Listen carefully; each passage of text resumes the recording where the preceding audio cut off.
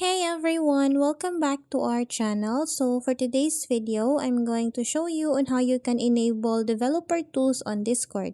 So to start, what you need to do is to go to your Windows search bar and type here run. After that, open it. And then in here, we'll have to type %app data %/discord/. After that, tap on OK.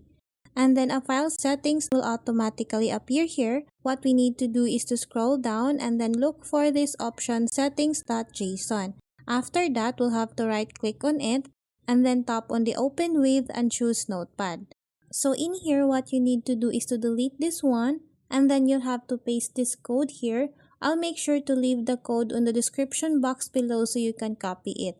So once you're done pasting it here, we'll have to tap on the file option and then tap on the save option. Once you're done, you'll just have to open your Discord account and then in here try pressing Ctrl-Shift-I keys on your keyboard and then the developer tools will automatically open on your Discord account. So that's how easy you can enable developer tools on Discord.